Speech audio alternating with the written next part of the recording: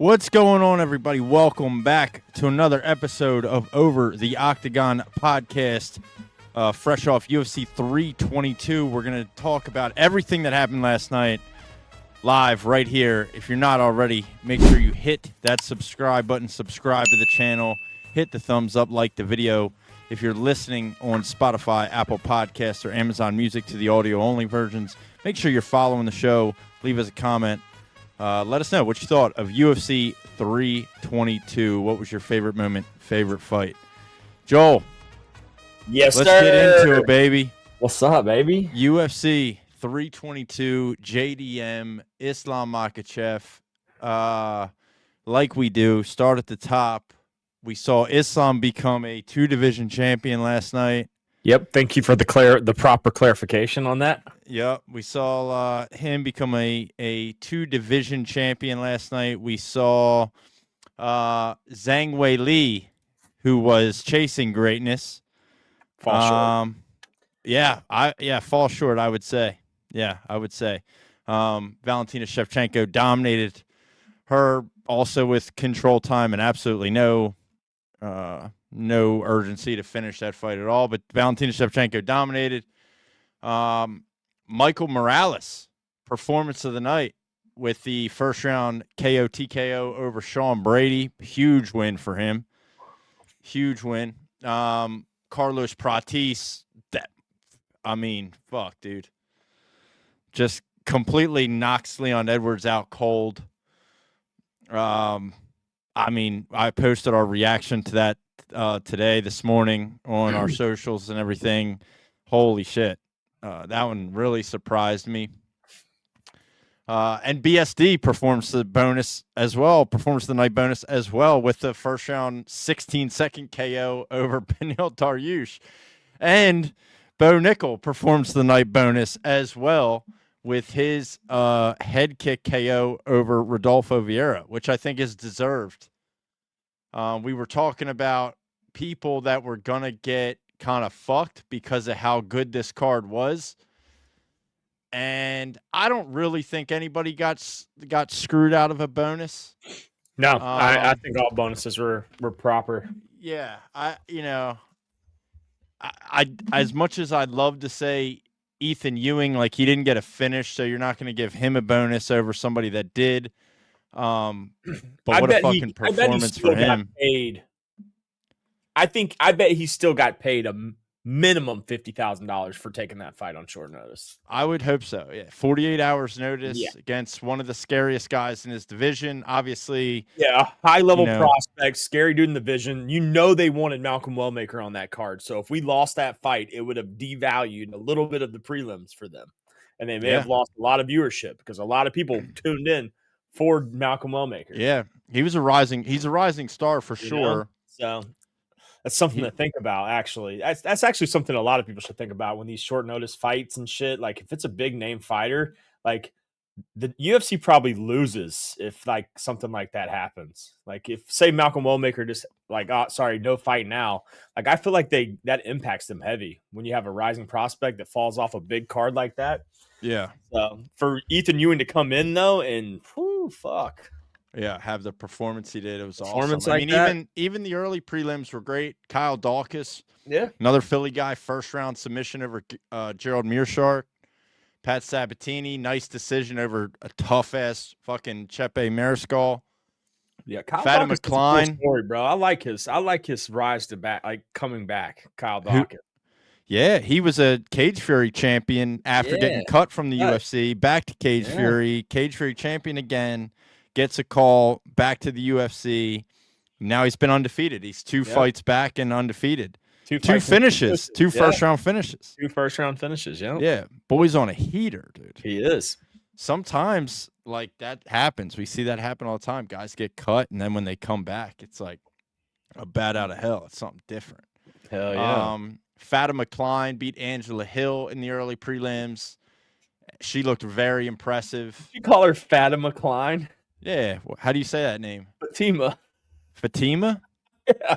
No, that's Fatima. That's Fatima, bro. You said Fatima Klein, bro. That's hilarious. That's her name, bro. That's Fatima. If you hear that, girl, that's Fatima. That's She funny. got that Fatima. That Fatima. Yeah. And then Susurkayev, who was another guy, very, very hyped prospect, won on the Contender Series, then fought, I guess, UFC 319, I guess, in Chicago, I think it was. Yeah, Fought like Chicago. 6 days later, or not even, in Chicago. A minus 1,000 favorite. He does get the finish in round 3, but yeah, I don't know. Like I think he way underestimated Eric McConaughey. Yeah, for sure. McConaughey's old. He's like 38 or 36 too. Yeah, Like it's but he held his own against a guy that on paper should have destroyed him. And I like he did get a finish, but I do kind of feel like it was not a great showing for Basangor Susurkayev. Yeah. You know? Like I just feel like it didn't really live up to the hype. You know, it's hard for me to remember the fight because so much shit happened after it. Like I'm trying to like look back on that fight because so much good shit happened after that. Yeah, he took it really easy in the first round, was talking shit, you know, and then I feel like McConaughey won the second round, didn't he? I think he won the first round. I think Susurkayev came back strong in the second round, and then obviously round 3 TKO. Looks like he won the second round. McConaughey did. Oh, okay. So lost the first, won the second, then got knocked out in the third. Yeah. Okay. So yeah, I mean he had a game plan that was working pretty well, clinching, holding him up against the fence. But yeah, I just expect more out of a guy that is as cocky as Susurkayev is, that talks as much as he does. Like we can't be going into the third round with Eric fucking McConaughey, whoever that is. Sure. I mean, he's still in the UFC, dude. You know what I'm saying? So yeah, but Eric McConaughey is not even in the UFC, dude. Yeah, did he take this fight on a short notice? I don't know. Debut, you know what I'm saying? This is my point. Like, it's not like he's fighting. Oh, you know, this is only his second UFC fight. Like now he's fighting real competition. No, he's not. He's fighting aged out regional competition, dude. He's fighting like these guys, like Eric McConaughey. If the UFC has a slightly smaller roster, never fights under this promotion. Let's see. I just whatever. But whatever. I don't. He fought in the UFC, 3 times this year. Yeah, dude's trash. He's 36 years old. He beat Cody Brundage. That's who he beat last fight, and that's when he got this McConaughey fight. Yeah, Susurkayev. Yeah. Yeah. Susurkayev fight, yeah. Yes, right. Contender Series, Cody Brundage. No. McConaughey beat Cody Brundage. Oh, okay. Yeah. I don't know. You just said Susurkayev. No, I'm saying that's when he got the fight with Susurkayev after he beat Cody Brundage. Like he fought 3 times this year. McConaughey has in the UFC. Oh, never heard of him. Yeah, and that's what I'm saying. He just beat Cody Brundage in August.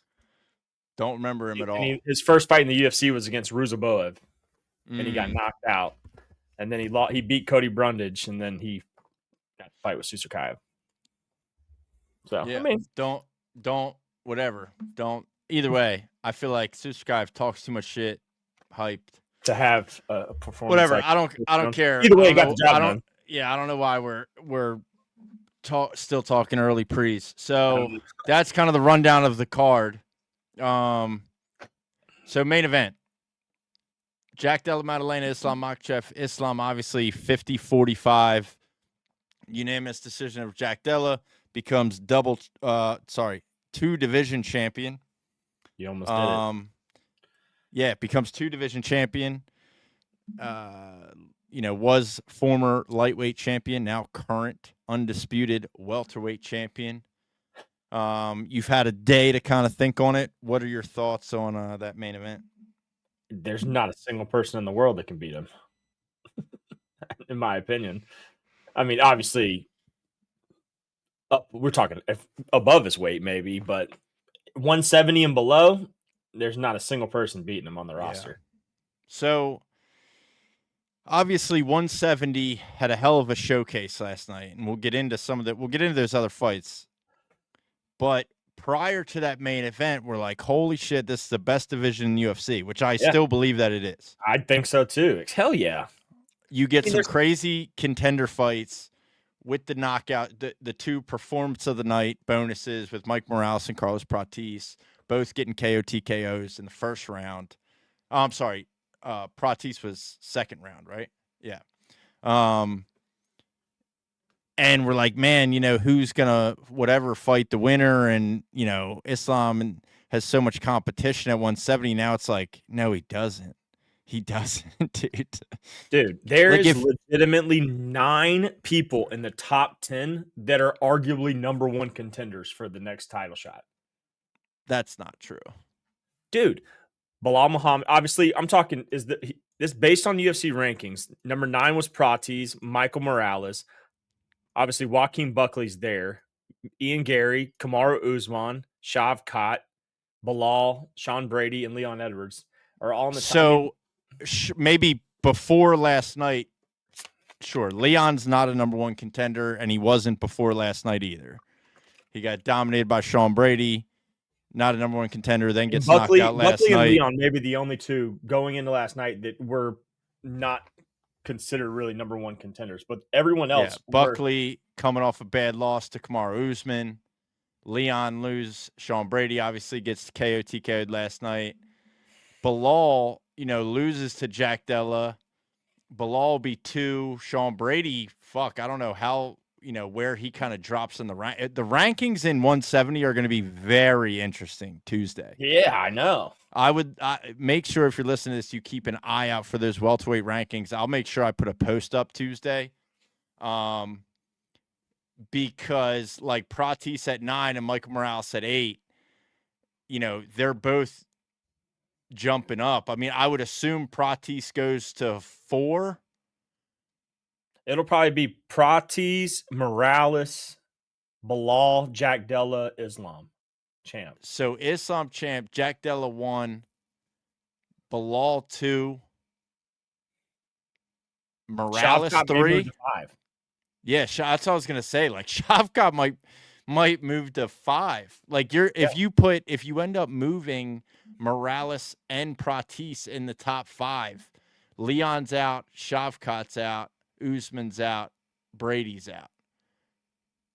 Yeah. So yeah, Shavkat probably will be 5. Yeah, that's fucking crazy.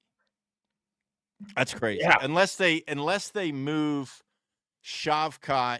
They leave Shavkat at 3. Bilal goes to 2. Jack to 1. Morales at 4. And Prates at 5.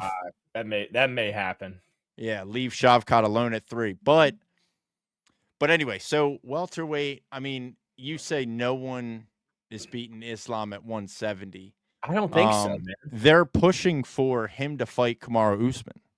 Yeah, I know. I hate that. I don't like it. I don't like it at all. Yeah, I don't like it. I mean, I do. Usman needs one more fight without a doubt before he can. But the thing is, though, is he's getting ready to retire, so they may just out of, I don't know, give him a title shot just because. I don't know. I just don't. I think with all the fresh blood in the division, I just don't feel like it's really deserved, and that's crazy to say. With a guy that's such a dominant former champion like Kamaru Usman, and I mean, he hadn't really lost, right? Except to Leon. Yeah. I mean, and Hamzat, but that's right. Yeah, he did lose to Hamzat. Yeah. But think about this, though. Islam last night said he wanted to fight at the White House. So if that's the case, they are not fucking booking Kamaru Usman versus Islam at the White House. So you can knock that one out of the picture. Why would they not do that? Because, dude, they're not going to waste Islam versus Kamaru Usman for the White House card. They would easily book, like, Ilya versus Islam or something before they I don't think that's ever going to happen. I don't know. It would be Ilya wanting to move up just out of fucking arrogance. It would be Ilya going to 170, which is wild. Like, that would be... If he thinks he's that guy, though, that would be stupid, dude. That would be stupid. But whatever. So, yeah, I mean, yeah, I think there's better fights for Islam than Kamaru Usman. Shavkat, I think, but like, Shavkat has no fight booked. And then not to mention all of this happens last night, but then, coming up we have Ian Gary and Bilal Muhammad headlining a UFC fight night. Yeah. Like Ian Gary could go out and starch Bilal and be like, "Yep, I'm here." And now all of a sudden it's like, oh, that's true. Damn. Ian Gary has a win over Carlos Prates. Yeah. You know what I mean? If he goes out and beats Bilal, it's like, how do you deny Ian Gary? Ian Gary lost to Shavkat. Ian Gary's the only person that Shavkat didn't finish. Shavkat was undefeated with 100% finish rate up until he fought Ian Gary, who took him to a decision. Is it crazy that Leon Edwards is the last welterweight to actually defend the title when winning it? I mean, it wasn't that long ago. It's Bilal didn't defend, right? Jack Della didn't defend. No. So back-to-back welterweight champions didn't even defend their belt. Yeah, I mean, that's not unusual, but like now, and especially now, like now you have a guy that's going to be a dominant reigning champion. Yeah, for sure. But it kind of went through a little bit of a transition there for a minute after Kamaru Usman. Like you get that crazy head kick KO, Leon Edwards becomes champ. Shit, it may be the case at middleweight too with Hamzat. He may be the same way. We may be lightweight, welterweight, middleweight. We may be looking at 3 divisions that may not lose their champion for a long time. Well, Islam is. How old did I say Islam was last night? I don't think he's that old. Yes, he is, dude. Yes, he is. Remember I said that last night? I was like, holy shit, Islam's like 35. Okay. He still looks fucking great, though. Yeah, if he's 35, he's a great 35-year-old. He's 34. Yeah. That's not bad. Still, like, it's kind of like, you know how people get, dude. And like how long. So he reached this goal. He obtained this goal of becoming a 2-division champion. Yeah. At 34, like, what is really left for him to accomplish besides I guess he can defend this a couple times. Yeah. But like, what's the next division the way it is, dude? You got so many like big prospects. Yeah, but why for him? I'm saying I wouldn't be surprised if he walks away. He's 28-1. He just tied Anderson Silva's longest ever UFC win streak. He's 28-1, 2 more wins, and he has more wins than Khabib. If he gets 1 title defense, he has the longest win streak in UFC history at 17. 2 wins. He has 30 wins, which is 1 more than Khabib retired with. He'd be 35 probably. Yeah. I just, because after becoming 2-division champ, like, is he really just going to keep defending, keep fighting? I don't know. Those guys don't, like, they just retire. Yeah. You know what I mean? Like, look at Khabib. Khabib's dad died. He's like, not doing it without him. Retire. He had fights. He had guys to fight. He walked away. That's true. They don't care about that shit. He became champion. He's undefeated. Like, he checked off those boxes and then walked away. Yeah. I don't know why we would think Islam would be any different. But either way, regardless of what Islam decides to do, the welterweight division is in very good hands. Hell yeah. There's tons of good fights that you can make, and a lot of it's going to become like the lightweight division was at one point, where everybody was fighting. Anybody could be a champ. Anybody could fight for the title. It's exactly what it's about to become. Yeah, like anybody in the top 5 rightfully has a shot at a title. Yeah, yeah, I agree. I do think that, at least for the time being, welterweight has overpassed the lightweight division as the most dominant in the UFC. I think so right now. But you got guys at lightweight like Paddy Pimblett. that are kind of coming up. There's Mauricio Rufy, now ranked at 15 again. Like, you got guys that could inject new blood into 155 as well. You have a new champion down there with Ilia Topuria. So, but at least for the time being, the way things are, welterweight is where it's at, boy. Yeah.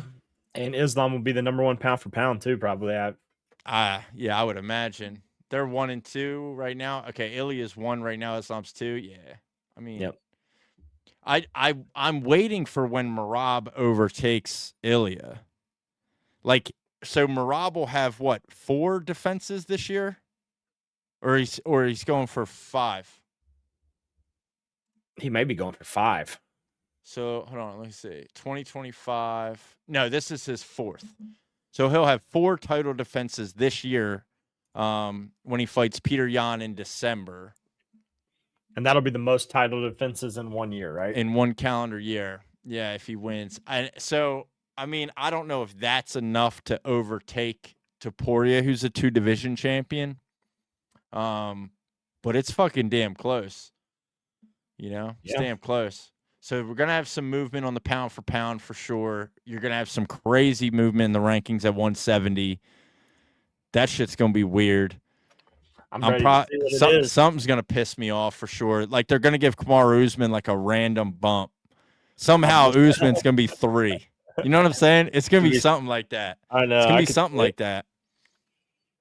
Somehow Usman moves up to 3. If that happens, dude, clip this, because I already know, because that's what they do. They fudge rankings to like promote the fight to make it seem like a guy's more deserving of a title fight than he is. Yep. Exactly. They did this. It happens too much. But whatever. So so that was your main event. Islam, I mean, dude, what's there to say? You can't. Is the biggest fact of the UFC ever go to Dagestan for 2 to 3 years and you may just come back as the greatest fighter in the world? Maybe that statement is the most factual statement ever said. I don't think 2-3 years is long enough, dude. I think it's just the way they train every day. They're born into it. But yeah, I mean, it's just his pressure, his pace, and you can't. Like, we talked about it last night, right? During the Fight Companion. Anytime, you know how there's always resets. Like, shit happens and then guys, okay, right? And then they get back into it. There's kind of this moment of like, you're almost not locked in for a moment, and then you kind of settle yourself back in, and now we're fighting again. Yep. With Islam, like, you can't take that half-second little break and get yourself set back up. If you're ever not set up, you're cooked. Yep. JDM I will say this though, we're not giving JDM enough credit for not getting submitted. For not getting submitted and going all 5 rounds, because a lot know have not done that. Yeah. So I mean, and really it looked like JDM may be hurt, and we still don't know what happened. I did read something that he may have tore his ACL, but I don't know how true that is, and I don't really know where I can even go back and find where I read that at. But if something does come out, that's even makes it even more, crazier that he went all 5 rounds. It's kind of like he was wincing, dude. He was hurting. Yeah, I feel like it was that leg. His leg got tore up. But I don't know. I mean, sure, moral victory, I guess, but like, dude, we don't play moral victories. We don't play moral victories. You got dominated, dude. He did get dominated. He didn't have a single moment in that fight. No, not at all. He didn't have a single moment where you were like, nice. I did see that he would only landed 26 significant strikes. Yeah, he got, dude, because the second he let off the gas, boom, and then you're on the ground. 30 significant strikes. Yeah. I mean, Islam didn't land 18. Right. Yeah, there wasn't a whole lot. I mean, it was very similar. The comparison has been made a ton.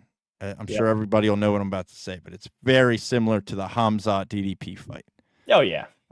Very dominant control on the ground. I do think Islam was attacking. Yeah. I do think Islam was attacking more than Hamzat was.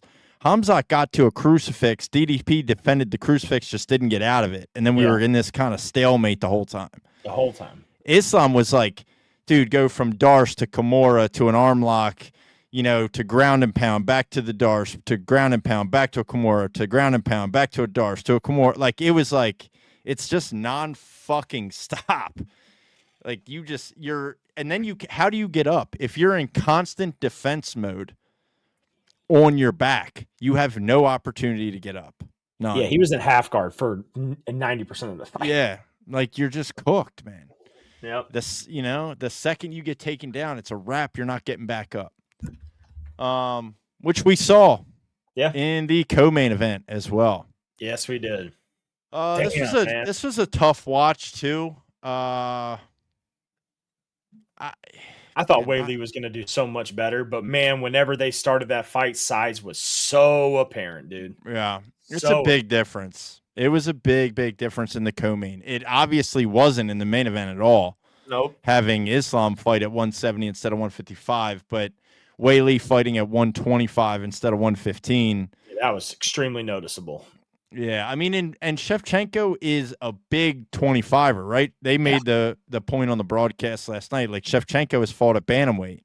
Yeah, and now she may go fight up. Fuck it, dude. Get her versus Kayla Harrison.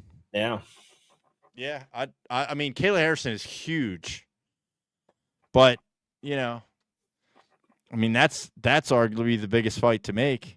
Yeah, hell yeah! After that one, for sure. I did see Amanda Nunes says, "Go ahead and finish Kayla Harrison, and let's do this." Right, because that's what was going to happen, right? Yeah. Amanda Nunes was going to come back and fight Kayla Harrison potentially, but she wants Valentina now. She wants Kayla Harrison to fight Valentina. Yeah, and then Amanda she wants to fight the winner. Yeah, I love it, dude. Little blood in the women's game.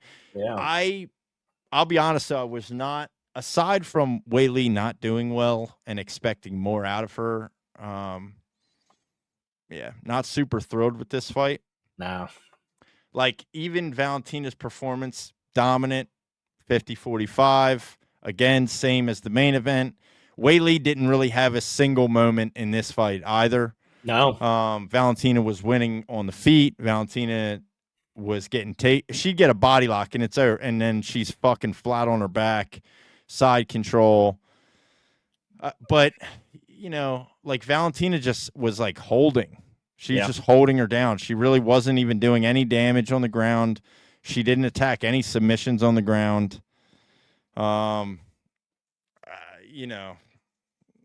Which is becoming a trend, by the way, for her. Oh yeah. I mean, the last, 3 fights, she's done now. Yeah, I mean, she finished Man and Fjord, didn't she? I think so, yeah. So, no, she didn't. That was a the other one. She also did the same thing too, right? She held her down. Yeah. So that's 3 fights in a row. No, Man and Fjord finished Jasmine Judovic. Yeah. So that's 3 fights in a row now, to where Shevchenko obviously is like, I'm just getting wins. Not a huge fan of that. I understand it. Yeah. Kind of respect it, like, you're just doing what you're just doing what you got to do to be great, be champion, but no one remembers that, So, like, as far as her legacy goes, she'll be remembered as one of the greats for sure, but I mean, it doesn't put her anywhere near Amanda Nunes. No, not at all. Amanda Nunes puts bitches lights out. Yeah. And you know what I mean? So, like, there's just a big difference there in how people are going to view Shevchenko and her legacy long term. That was a shitty. I expected so much more. I wanted that to be way more competitive. I did, and it ended up being kind of ass. Yep. I don't disagree. But Michael Morales, problem, undefeated, gets a KO over Sean Brady, 19-0 now. Yep. First round KO TKO over Sean Brady. I mean, unbelievably talented, fast, super powerful. In my opinion, really the biggest difference in this fight beyond all of that stuff is really just his size. So big. But he did fight a very good fight. Like his game plan for Sean Brady, the way he was standing with his back was so far back. He knew like Brady couldn't. His hips were so far back. Yeah, he couldn't get close enough to him. He used his reach. Yeah. He was so much bigger, dude. And then it's just, he hits like a fucking truck. It's like you can't eat those shots in an attempt to get inside. It's a similar thing that Weili dealt with. Like Weili would try to get inside to strike because she needed to get closer. As she tried to get closer, she got pieced up. Then when she got too close, she got put on her back. Yep. Obviously Morales had no intention of grappling with Sean Brady. But like when Sean Brady tried to get in his striking range, he's just getting fucking diced up, man. Yep. Yeah, Michael Morales is the problem. I think he is the best one in the division outside of Islam. Like, I think he's the true number one contender, in my opinion.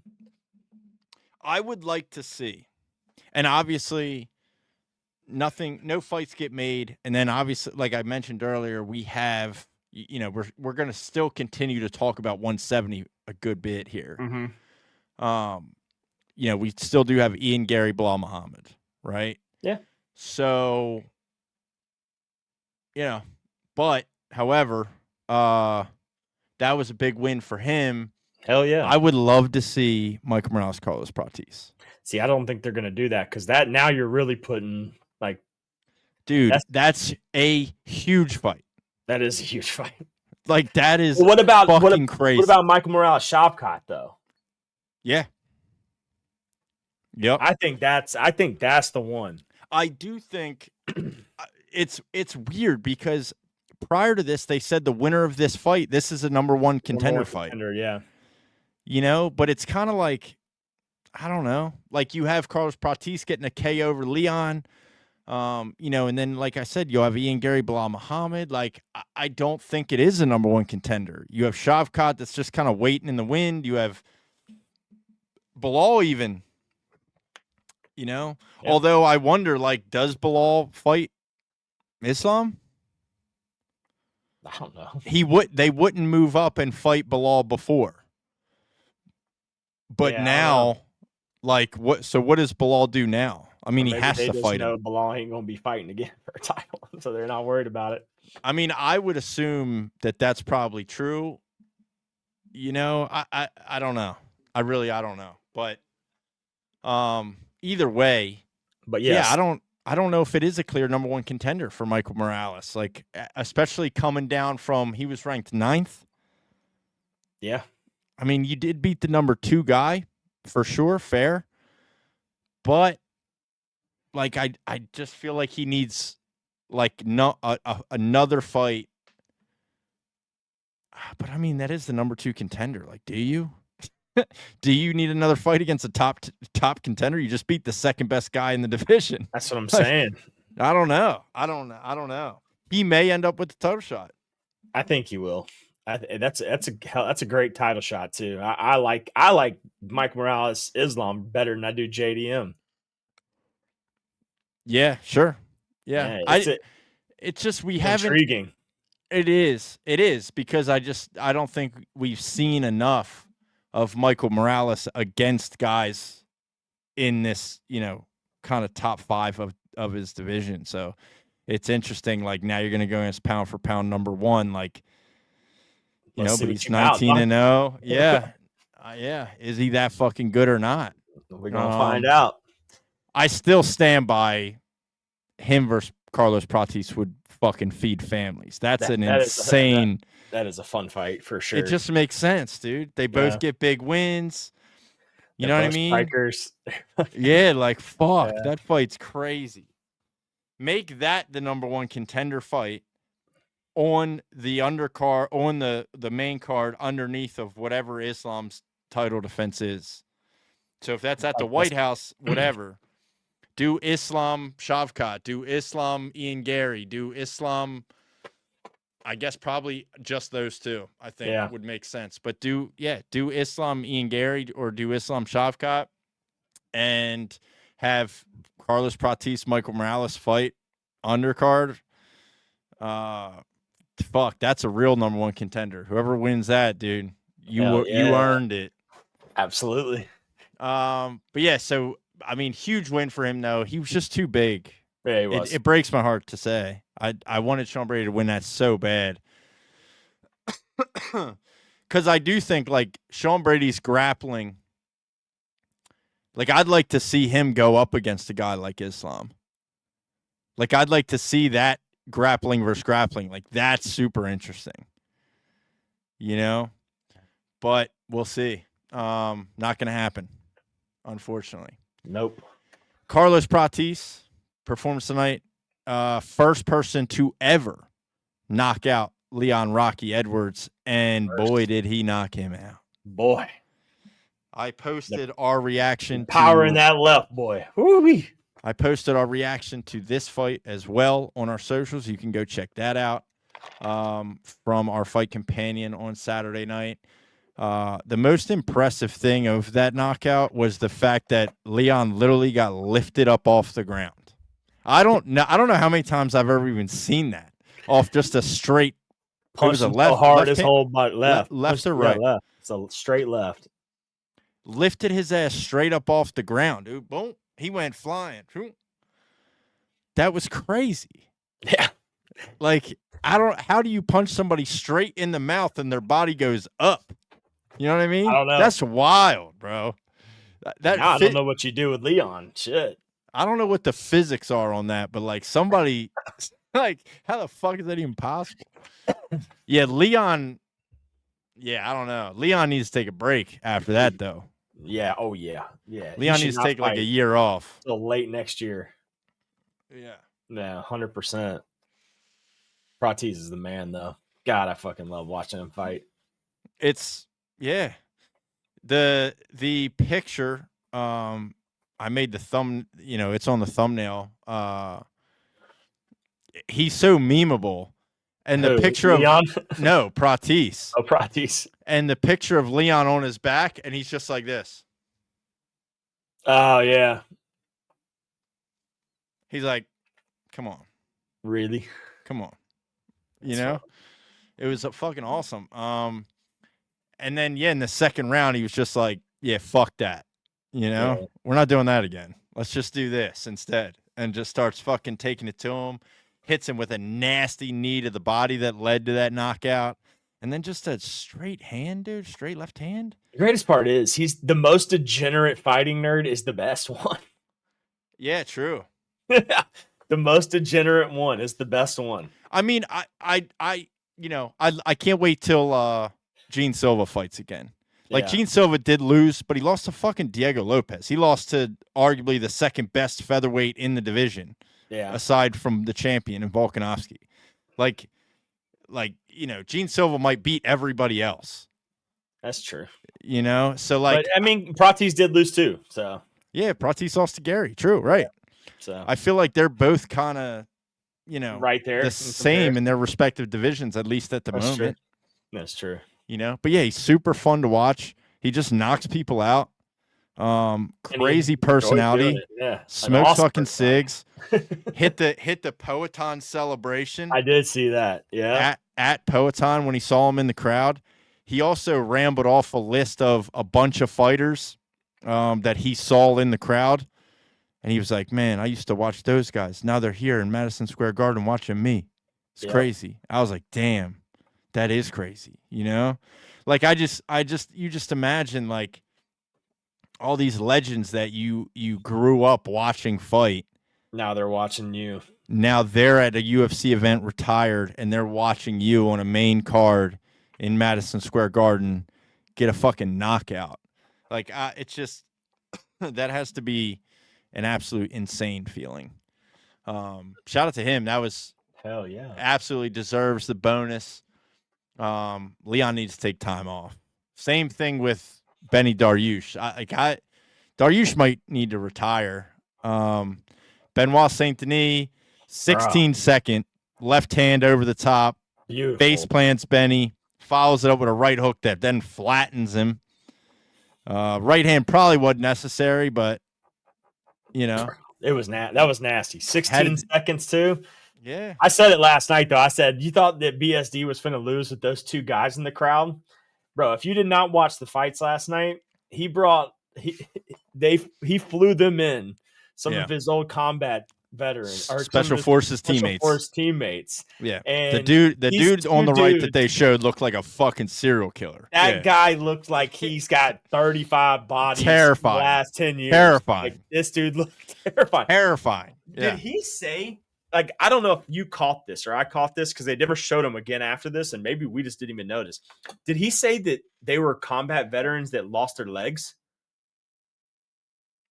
No, I think he was talking about how the UFC's partner with the DAV, Disabled American Veterans. So confused by that because I was like, wait, those dudes didn't have no fucking legs because that dude looked scary as hell if he didn't have no damn legs. I don't but I feel like he was just giving a shout out to what the UFC does for veterans. Too.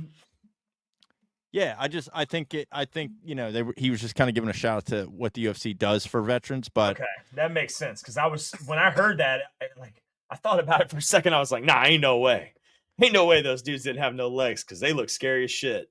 But yeah, he came in and dominated that. That was we saw BSD was super hyped, rising contender, gets the Dustin Poirier fight, gets knocked out, right?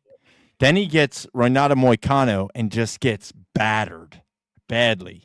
Yep. And gets kind of turned back. Now he's ripped off 3 in a row, all finishes. Yep. 2 submissions, submitted Prepelec, submitted Roofy, and then a 16-second KO over Beneil Dariush.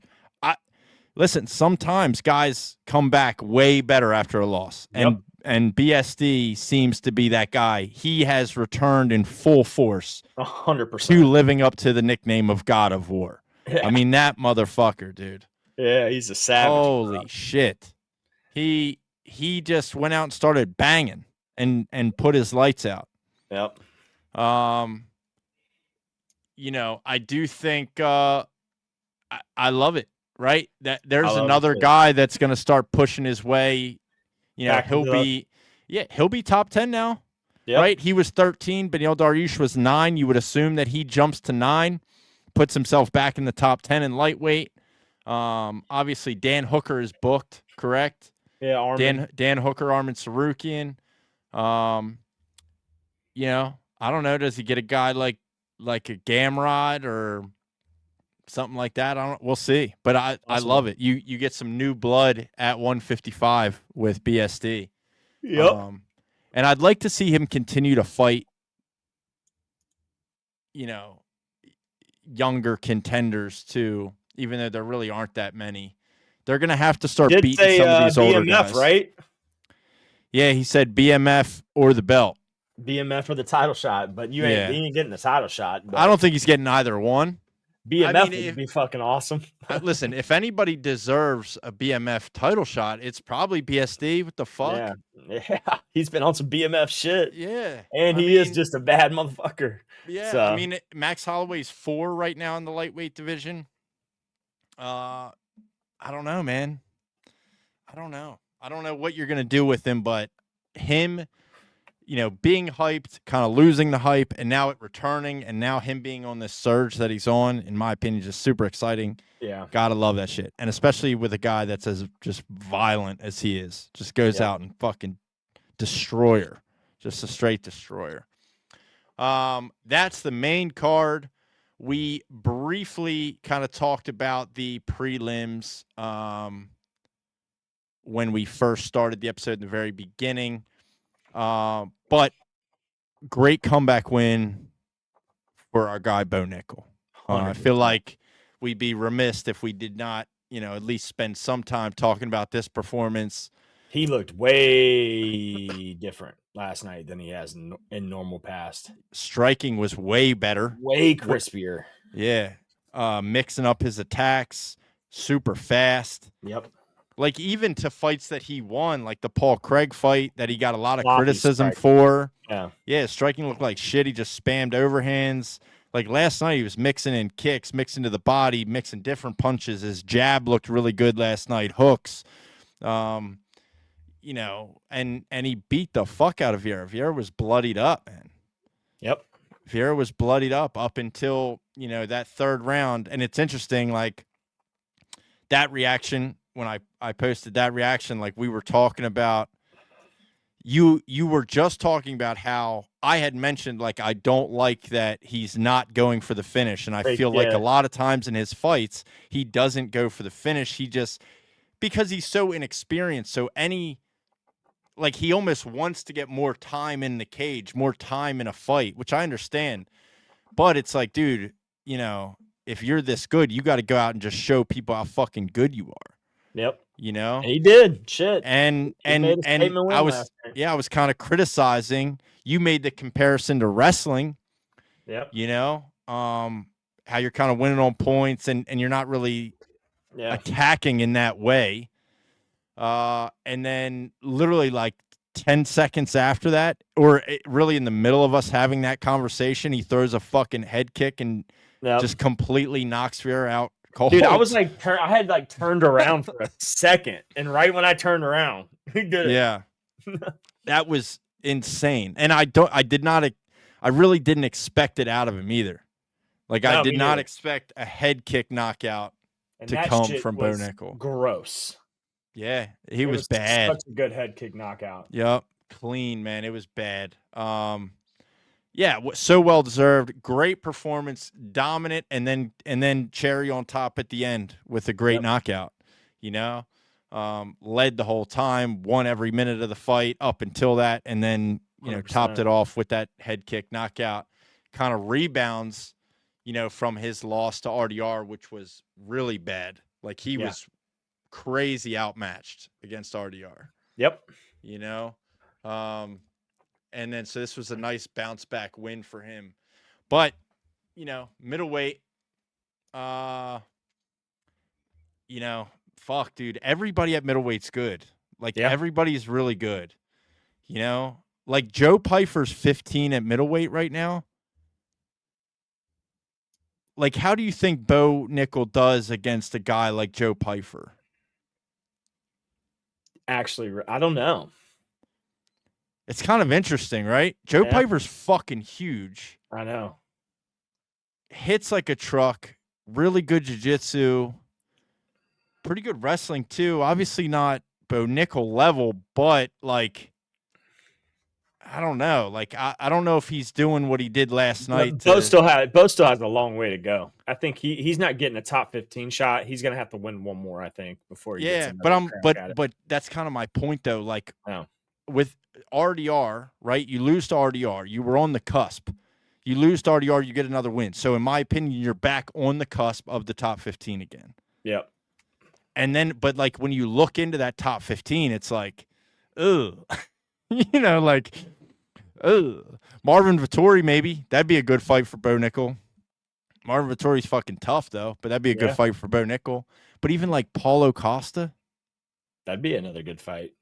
He's 13. Yeah. But, like, that's a scary motherfucker, dude. We're talking I think he still has to have one or two more before he gets another crack at the top 15, in my opinion. Maybe. I'm just saying, like, he may want 2 or 3 more, to be honest. I think he should. Because, in my opinion, that's my point. Like, you're getting close. And when I'm starting to look at this middleweight top 15 and then thinking about what we've seen from Bo Nickel, I'm like, ugh. Yeah, but a lot of those guys from 10 to 15, though, are kind of like on the tail end of their careers. Yeah, Jared Cannonier. That's why I brought up a guy like Pyfer. Marvin Vettori. Like, those guys are kind of on the tail end, That's why I brought up a guy like Pyfer. Yeah, that's why I brought up Pyfer. Like, I feel like that's a younger guy, still kind of making his way. But, like, Paulo Costa still got some tread left on the tires. Delite's got tread left on the tires. MVP, I don't know about MVP, dude. MVP might fight forever the way he fights. Steven Thompson does. He's fucking 40 something. Yeah, they just got to make MVP Adesanya, call it a day. Yeah, MVP Israel Adesanya. Yeah, I love it. That's a good style fight right there. Yeah, but yeah, I mean, look, great win. Not taking nothing away from him at all. Phenomenal bounce back win, dominant performance, cherry on top of the KO. I'm just looking at like what the road ahead looks like for him. He's gonna have to get a lot better very quickly. Yep. You know what I mean? And listen, he looked a lot better last night than he did in an RDR fight, so he absolutely can do it. But we're gonna have to see. We already kind of talked about most of these early on prelims. I will say I will be paying we mentioned it, but I will be paying very close attention to any time I see Ethan Ewing's name. Oh yeah, kid's a problem. Yeah. Kid's good, bro. That's not an easy thing to do what he just did. Like that, Malcolm Wellmaker was a destroyer. Malcolm Wellmaker is a destroyer. He was steamrolling through people. Yep. And he kind of beat him at his own game. It's not like what we see guys like like Peyton Talbot, for example, right? Like Peyton Talbot was kind of doing the same thing. And then he just got grappled to death. And you're like, oh, all right, he's not like a complete fighter. But like, that's not what happened. No. Like, he just outstruck him. Yeah, which is a wild thing to do. He's just cleaner. He's more technical, more crisp. Fast, dude. Fast, great movement, footwork. I mean, dude, he just put it on him, put mitts on him. Hate to see it, but also like, damn, Ethan Ewing's fucking good. This is dope. Here we go. We got another one. Yeah, so, he's good. Much as you hate to see it, you like to see when you get guys that are like that fucking good coming up too. He made a name for himself last night. That's for damn sure. Without a doubt. Without a doubt, man. Yeah, because like that's a guy, Malcolm Wellmaker, that everybody was talking about.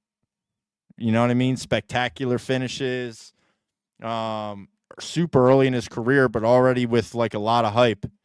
And then you come in 48 hours notice, like you kind of steal it in a way. Like you steal a lot of that shit away. There's going to be a lot of people that remember his name. Yep, but yeah, you're not wrong. You talked about Dawkins, great performance. We talked about Sabatini, Susakayev. I think we can talk about this last thing before we kind of call it. Yep. Dylan Dennis fighting the gang last night. Yeah. Holy shit. He's banned from every UFC fight forever. It's kind of bullshit, to be honest. I think so too. Yeah. He got jumped. So you get jumped 20v1 and you get banned? Yep. Them guys aren't banned? Nope. They got kicked out, but they're not banned. Of course they got kicked out. They started a fucking 20-person brawl in the fucking press row of a UFC pay-per-view inside of Madison Square Garden. They should all be in prison. Yeah. Realistically. Yeah. Like the fact that they all were just chilling back at their hotel is crazy. Because if you and I did that in Madison Square Garden, we'd be in jail. Yeah, 100%. Like, I don't know. What the fuck? That is very true. That's fun. And they just got scotch-free. Go back to your hotel. They bought the pay-per-view and are posting videos of them all smiling in the hotel room. I know. Like, I'm sorry, dude. What? You should all be in prison. And there's cops involved in all that shit too. Like, so I'm saying they're getting held back by police and throwing chairs and pushing like, in what world, dude? Yeah, in that is what very fucking true. That's world? a great point. That is a fucking great point. Listen, I know what Dylan Dennis is. You know what I'm saying? Like, I understand he kind of brings this on himself. I get it. But also, like you don't do that shit there. Nope. That was you stupid. don't fucking do that shit and then there. Dana was like, if I'd have known that they were all sitting right next to each other, I would have. Doesn't he make the fucking seating arrangement? Yeah. Well, Dylan Dennis bought a ticket, I guess, is what they said.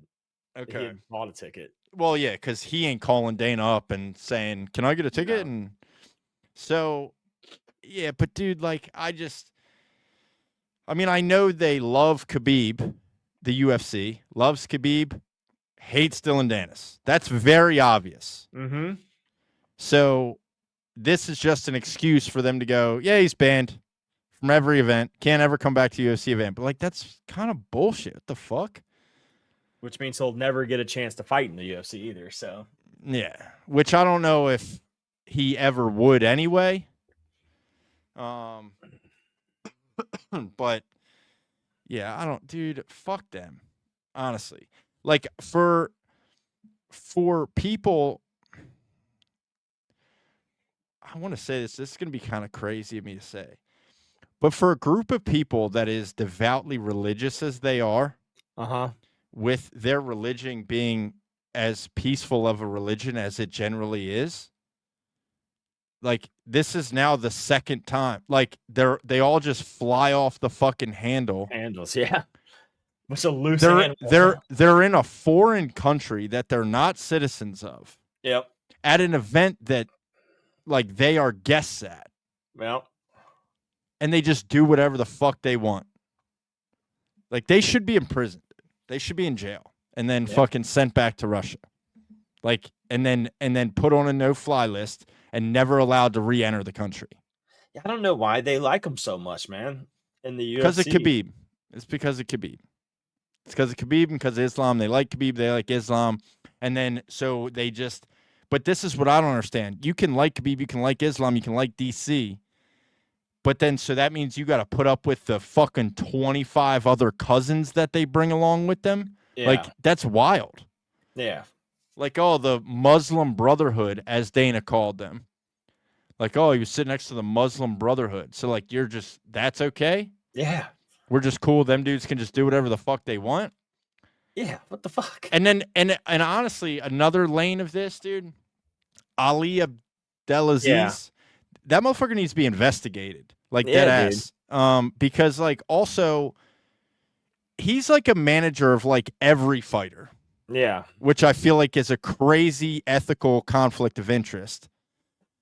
Like he was the one talking about booking Kamaru versus Islam, and I know, and he himself was like, "I'm the manager of them both." So what are you saying? Like, easy to get that fight made because you call the shots? Yeah.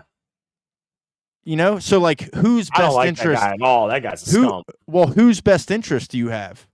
Who are you looking out for? How can you possibly be looking out for Usman? Both of those guys, or Usman especially, because you're with Khabib and that team all the time. Yep. And then there was this drama earlier in the week with Ali where, who was it? Aiden Ross, right? So Aiden Ross does a live stream with Islam. You have all of these fighters in this camp training, right? Not all in UFC, but they are all fighters in a promotion trying to work their way.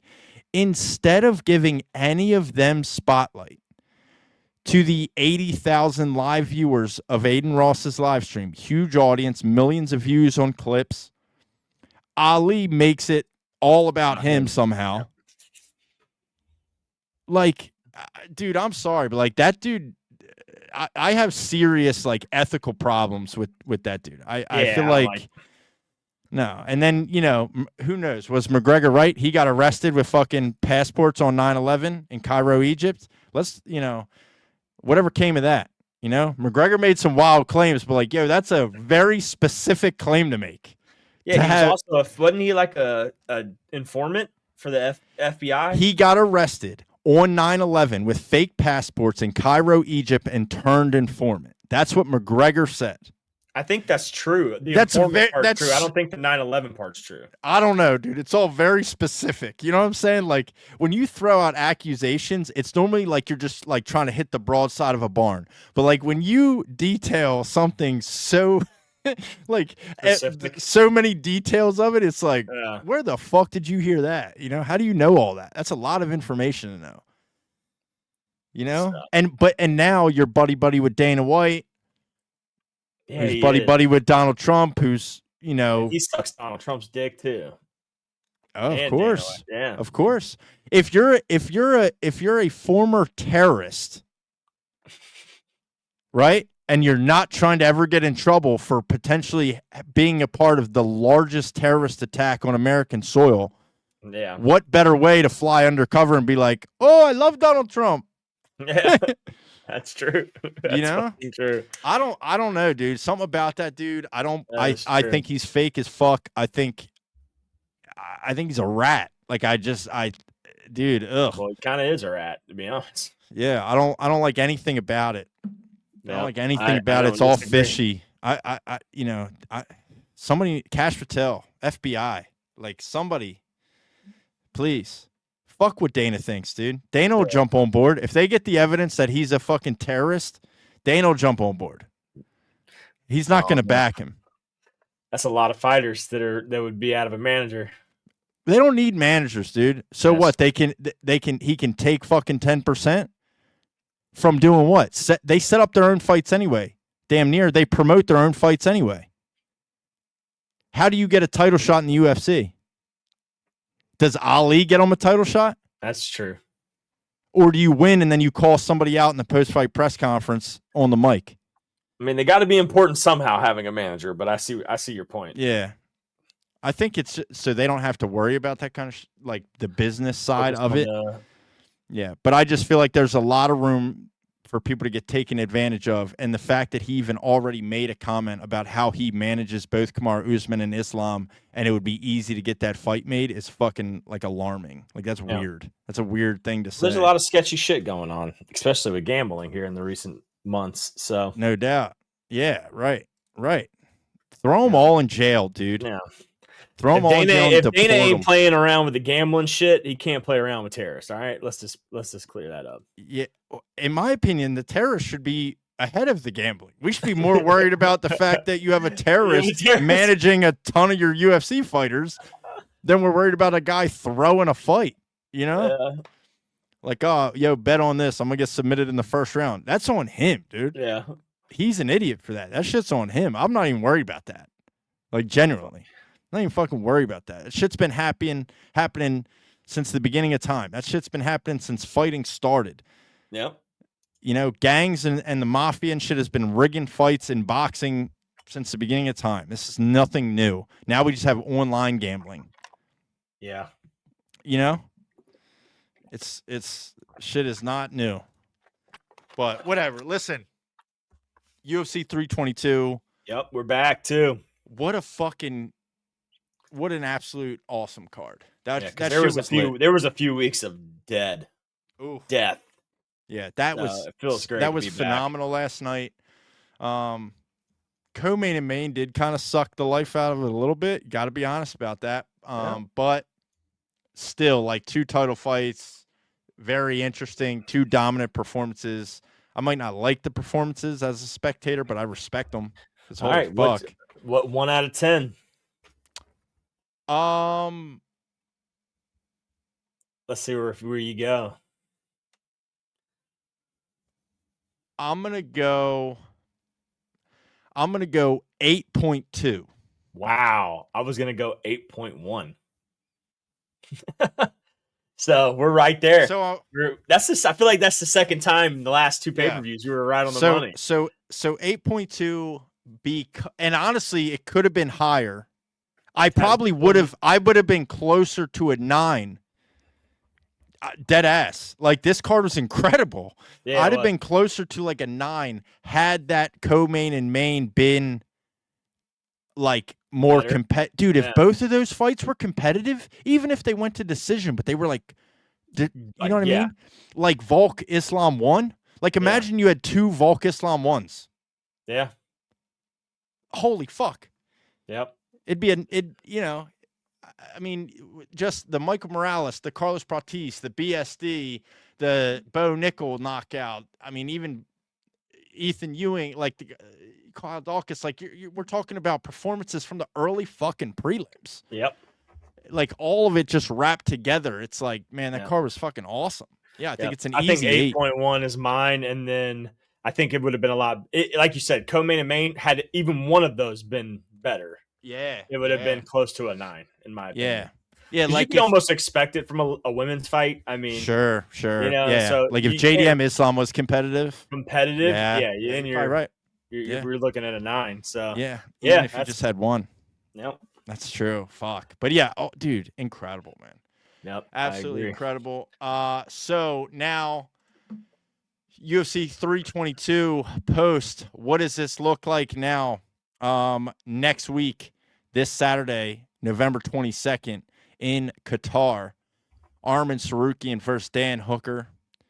Bilal Muhammad versus Ian Machado Gary. That's on the same card, dude. Yep. Well, that's good. It's on the same card because the rest of that card is buns. Cheeks. Yeah.